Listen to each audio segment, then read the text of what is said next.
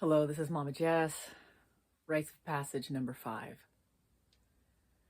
I've already mentioned how I've had a family member, a very young family member, approach me with an award that was about as tall as they were and tell me that they received this award because they were in soccer. I think they were maybe in 3rd grade.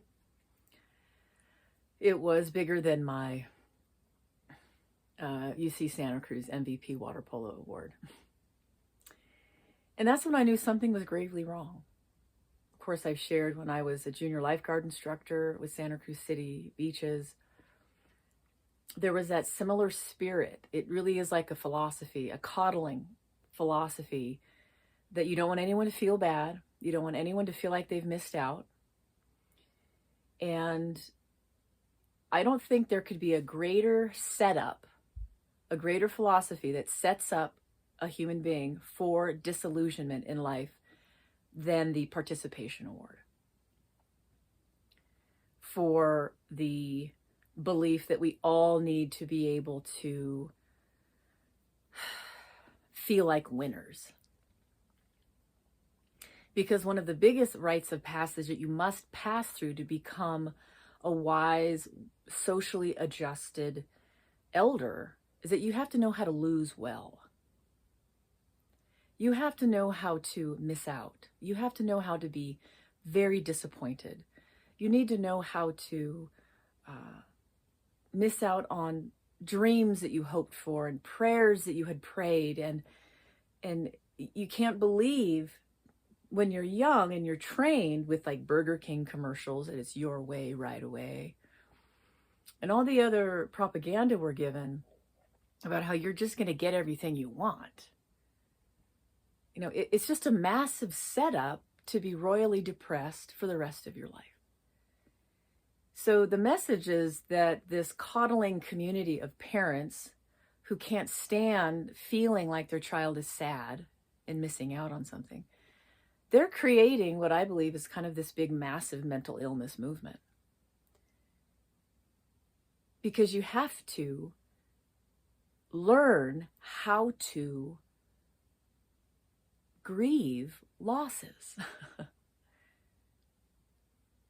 I, for one, have had to grieve not remarrying after my young husband died, nor having children. There is not one person, place, or thing in the world that can console me on that. No one can say, well, at least you got a participation award in life, and here you go, at least you participated in praying. At least you participated in hoping and dreaming and wishing and longing and trying. And, that's not going to help me. Because I just wish I didn't have to go through this. I don't want a participation award. This is very painful. It's not going to make me feel better. I just have to learn how to miss out on this. I have to go through the awful growing pains, just like every individual who has been widowed and never remarried, those who have never had children, or those who have had children and lost their children and could not have more children, those who have lost their mobility through a disability. It doesn't help to tell them, well, here's a red participation ribbon for you. And so I believe it's important for us to go through these disappointments, the little disappointments, to build up to the massive disappointments that just about debone your whole being. They rip the skeleton out of your body. When you go through a massive traumatic death of someone that you relied on, or losing a child, or losing your health, these massive traumatic things that alter our life forever. Divorces and the betrayals of adultery and whatever it might be, that you know what I'm talking about. It would be better if we just went through like, oh, I didn't make it on the 6th grade basketball team. Disappointing. Yeah, it hurts. It's heavy for a child, but it's not like the big whammies as you get older and older and older. So the young need to learn how to take disappointment well.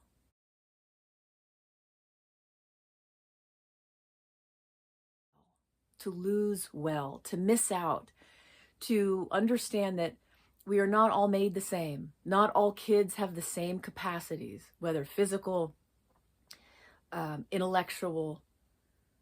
Some are more emotionally sensitive. They just can't take on certain things. So we have to accept that.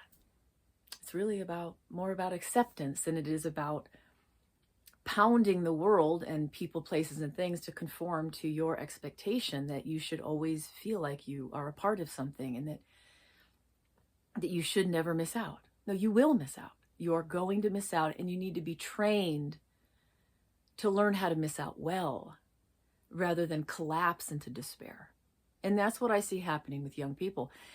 We are bemoaning that they have no skills to overcome adversity. But tell me how the participation award has helped us.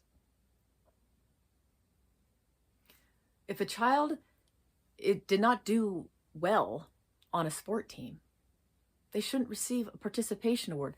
They'll have their sweatshirt, their high school sweatshirt for the rest of their life if they want to keep it. But there shouldn't be an award for just showing up, because that's expected of you in life in general. Like, I don't believe that children should receive an allowance for doing chores. They need to receive the satisfaction of knowing that they're contributing to a community, and the community appreciates their activity, their role, their participation. But they shouldn't be given money for. I mean, how many of us, now that we're grown up, does anyone give us money for taking the trash out? No, you actually have to pay for trash services. I just did a dump run, $30 here in California for a small truckload. I did not get an award, and I did not get money. I had to pay money for it. So we are setting children up to be perpetually disappointed in a way that they can't tolerate it. They can't handle it. So we need to axe the participation award. We need to accept when we didn't make the team, we didn't make the cut because we weren't good enough. We have to accept that we just were not good enough. We could not do what was required because maybe we didn't work like the other students as hard as they did. Maybe they've had many more years of experience. Maybe they had a parent, pitch them the ball for 10 years and you've never had a parent throw you a ball once. Some of these things are just tragic, really. Some of these young people, they're so talented and equipped because they did have a parent there. And you might have been able to be that too. You might have been able to be great, but you didn't have parents help you. And so the course and the trajectory of our lives can be very different than other people. I did not expect to be widowed so young and miss out on having children. I've learned how to lose a lot, but this loss, it's so catastrophic. It seems that that sorrow will never pass. These are sacred regrets, things that we just can't believe, because we really believe that if we wanted it enough, we would get it. Especially when we are a part of this American philosophy that we just never want a child to feel like they're missing out. Never want them to feel bad. And I would attribute that to the parents' inability to deal with reality. They haven't dealt with their own trauma, their own pain, their own disappointments. So they're vicariously living through their child. And they can't stand seeing their child hurting because they have not been able to confront the suffering and the disappointment with life and reconcile to it that this is it. And we know that's why we need God and we need a savior and we need some kind of transcendent spirituality that goes beyond this fallen world, because we can't bank on this life fulfilling us. But the American ad men would want you to believe differently. And a lot of the parents who can't deal with reality would want you to believe differently. That no, we indeed can change the reality of this life to conform to our own interests so we can avoid all sadness and suffering. It's not foolish to want to eliminate how much suffering is in the world, but you have to be realistic about what you can and cannot do. And there is a certain suffering that's actually very important to our maturation, for us to really grow and be compassionate, healthy, logical, wise people. So rites of passage number 5. We need to learn to miss out. We need to learn how to lose. We need to learn how to be disappointed and suffer well and not despair and not collapse and not hate and be jealous of those who are better than us, that will go on. They will go on and succeed and win, and we will not be able to continue in certain arenas. And that is because we were probably not meant to, that there's something else for us, and we need to find that place that we were made for, where we do find a purpose. And our purpose shouldn't be in trying to make everybody the same so no one feels bad or left out. It's about letting it go, realizing I'm not equipped for this environment and I need to go find where I belong.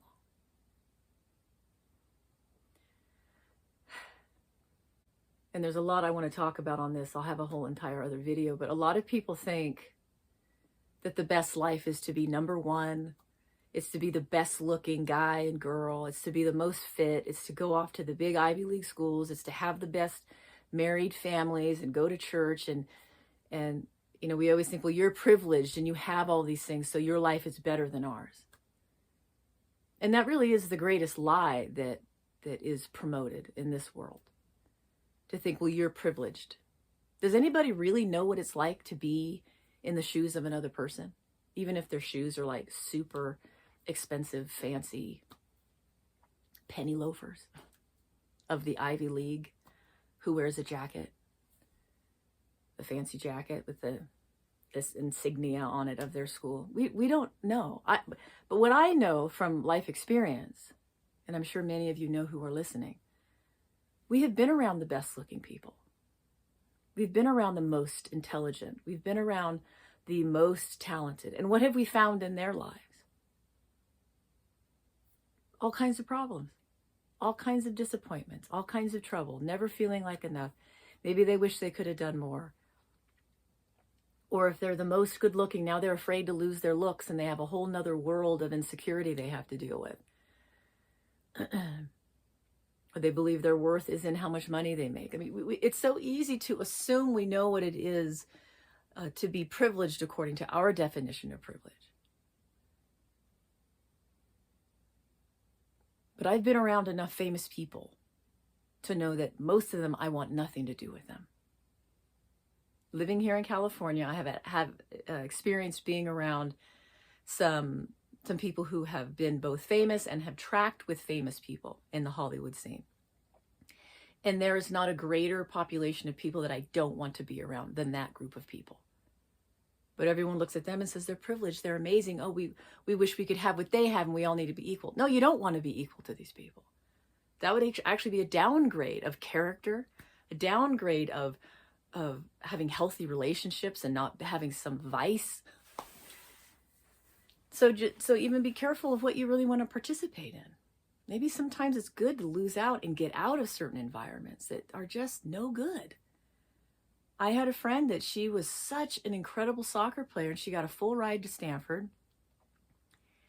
And she gave it up because she could not stand being around these women. That hardcore, feministic, angry, vulgar, perverted, foul-mouthed group of girls. That was her estimate of it. And I too have experienced some of those types of female athletes. So you can think, oh, well, you're so privileged to be around this, but in many ways, I don't want to participate in this anymore. I don't want to participate. I don't want a participation award. I want to get out of here. So don't underestimate that sometimes when we are barred from an environment for a certain reason, it might be the best thing that's ever happened to us. So rites of passage number 5. Yeah, learn how to miss out. And then maybe learn after all that you're not missing out, because you're discovering who you are. You're seeking God in your sorrow, and you're finding the ultimate purpose for why you were made.